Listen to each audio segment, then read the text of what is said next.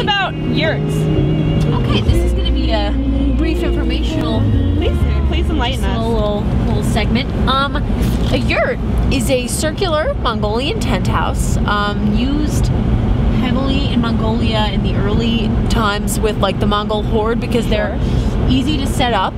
Smoke can go through the ceiling, and they were nomadic people, so they could take down the circular tent, bring it somewhere else, and set it back up again. Yeah. And they usually had like dirt floors, and they were made of like, I think it was like some kind of like hide on the outside.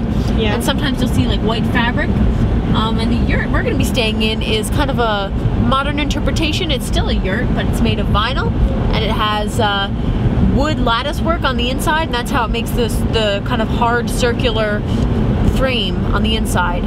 And then the vinyl goes around the outside. That's how it keeps us warm. And I think ours will probably have a little up at the top.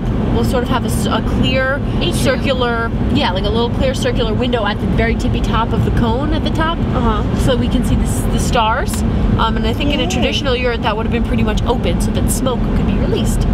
So it was what about electricity and running water?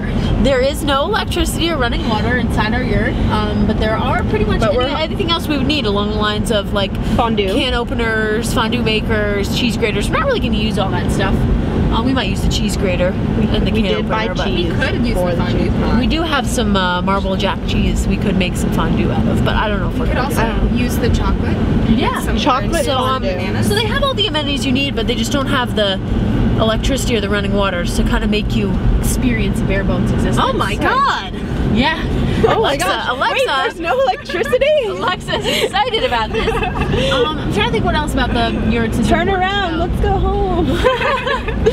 By the way, at this point in the ride, we have 26 miles left. 51, but 26 miles until we make a turn. Yeah, 26 miles until we turn, 51 miles overall. Yeah. Everyone's excited. We're doing well. We've had to clear off the windshield a couple times due to bugs, so that's been good. Bug issues. It's 81 and pretty sunny.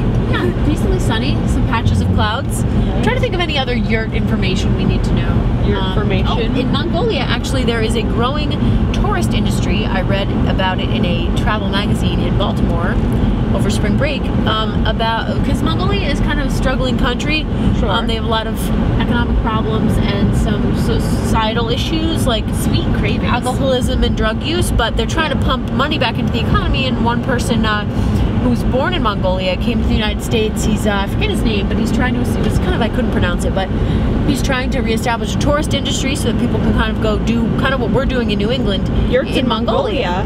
That could be our May term too. That's pretty intense, yeah. So it's kind of cool.